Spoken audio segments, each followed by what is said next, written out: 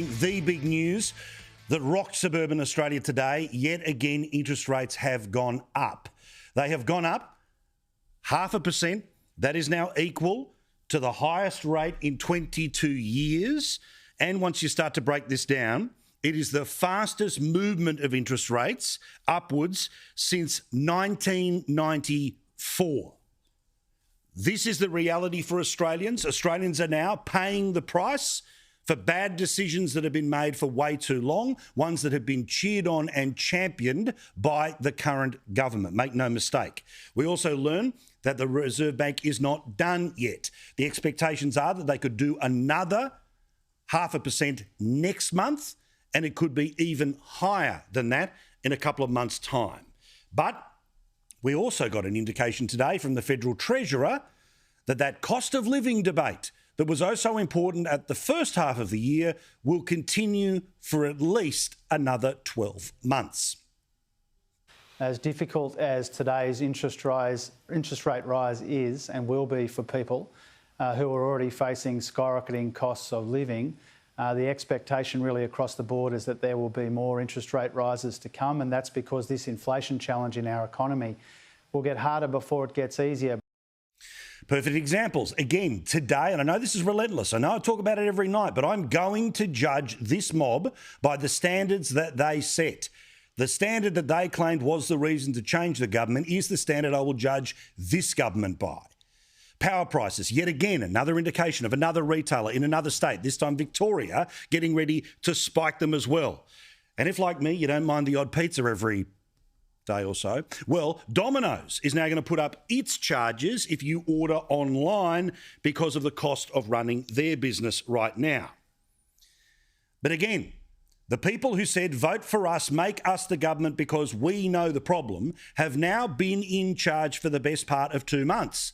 They have full control of every possible lever to pull, and they are saying nothing other than, we feel your pain. I'm sure this feels great now that your interest rates have gone up by the biggest margin in 22 years for 2 months in a row. Put together the one before the election, it's the fastest rise in interest rates since 1994. And this is the response from the bloke in charge of the economy. Disgraceful. That is difficult news. Today is a really difficult day. Well, we understand that this is a difficult day, and so it will be a difficult period ahead, but it doesn't make it any easier for them to find that extra money to service their mortgages. Thanks, Scoop. Imagine if Josh Frydenberg had said, look, we'd love to do something about it, but it's just going to get worse. How the media would have torn him limb from limb. How Twitter would still be melting down. But of course, new broom, best ever. They're let off the hook consistently and endlessly. And despite the fact that they set an expectation about dealing with cost of living, they have promised to increase spending in the next federal budget. They have promised to champion increases in the power cost and employment cost of every small business in the country. And they say that they won't offer any relief for cost of living until October, which, by the way, will be after petrol goes up 22 cents a litre. Vulnerable. All of these things have accumulated and come together and made us more vulnerable than we would like to be. And so our job is to start to responsibly address that. And part of that is being upfront with people about what we can influence and what we can't. Oh, so now the government's kind of not really in charge. This is an extraordinary backflip. This is the difference between being the opposition and being the government. Yet this mob have not transitioned into being the government. They've got the cars, they've got the ministerial offices, they've got the new business cards, but they don't understand that they are in charge. They are responsible. I told Australia for months about the consequences of higher costs, higher inflation, faster interest rate rises, and guess what? It's happened, and it's going to keep happening for at least another year. Now, they will, of course, blame everyone else but themselves, but if it was oh so personal before, it is oh so personal now. And there is a talking point that I really want to deal with. In his interview with Andrew Clennell this afternoon, the Treasurer said one thing over and over again. Put simply, when politicians do that, that's the thing they want you to remember from the interview. So remember, we have to set expectations about what we can do, but the last guys are responsible for everything. We have to navigate this tricky combination of economic circumstances that we've inherited. There's no switch that you can just flick to make these inflationary pressures go away or to make $1 trillion of debt that we've inherited go away. Absolutely heaving with $1 trillion in Liberal Party debt. We've got a budget which has got $1 trillion in debt, and that debt is becoming more expensive.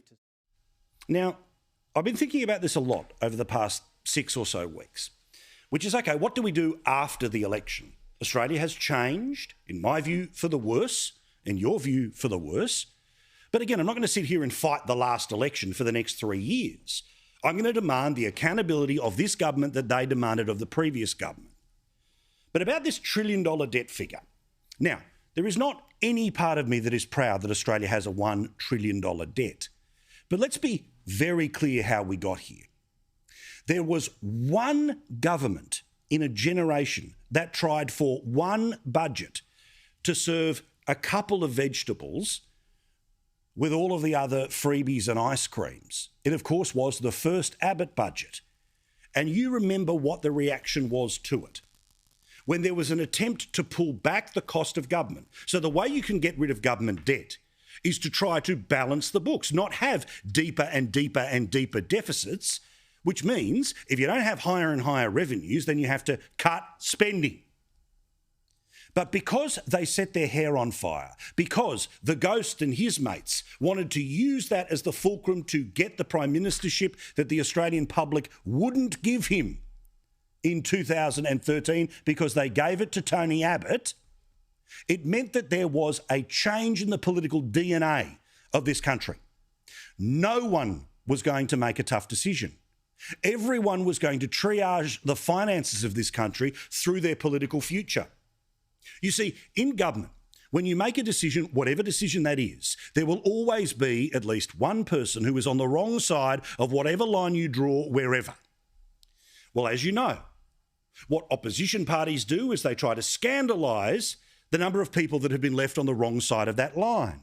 The media, if they don't like the government, which we know, they don't like Conservative governments, which is why they will cover up for this government, and I'll get to examples of that in a moment or two.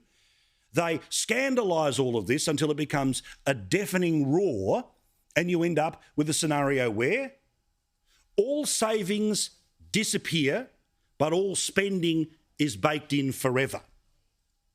You have serious structural problems, financial cancers, if you will, inside the federal budget, that the minute it goes into deficit, those deficits become supercharged. Now, they can become some middle-class welfare expenditures. They can be the waste inside things like the NDIS. They can be blowouts in infrastructure like the National Broadband Network. But the reality is you only have X number of dollars to spend. Because if you spend more than you have, you go into deficit. And if you have a decade or more of consistent deficits, and we have had them all the way from 2008 to today, you end up with taking 50 mil and putting that on top of last year's 40, putting that on top of the previous year's 60, putting that on top of the previous year's 80, and then guess what you magically get to? $1 trillion. We have a $1 trillion problem because of Australian politics.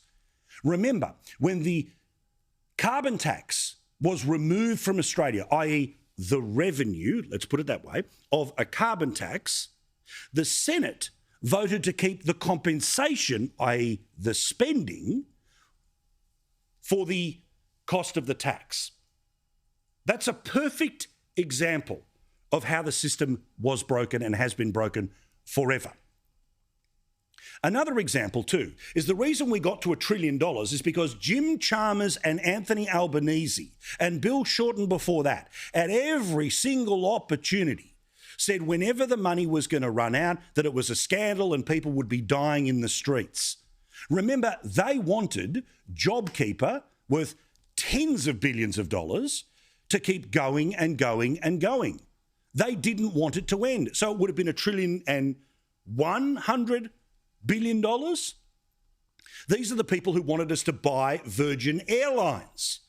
These are the people who wanted an increase in the dole until, of course, they got into power, and it won't happen. So this opposition is going to have one hell of a sweet ride, because if you imagine them as some sort of French castle, they have got all the people guarding it at the moment. They've got all the media, they've got all their mates, they've got all the supporters, they've got all the I stand with Dans, which means everything that was personal before is now just cyclical now. We feel your pain. Don't turn to us to do anything about it. He even had the balls today to talk about we need to do something about multinational tax. Well, I remember the federal election campaign, and the expectation of their changes to multinational tax was $1.5 billion over 10 years. There is not going to be $100 million here or $6 billion there in wastes and rorts. Now, I get it. They are playing the political game that you do when you have the brand new car. And just like when you buy a brand new car, you promise, I will never eat chicken nuggets in this car ever, because you want to keep that lovely new car smell. You are so careful when you park it because you don't want to get a scratch or a dent anywhere. And then one day when you're late for work, you accidentally bump into a bin and you go, damn it. So they will do everything they can to keep the new car smell going for as long as they possibly can. But I'm sorry, the reality of government is you must make decisions. The joy of opposition is you can just complain about decisions.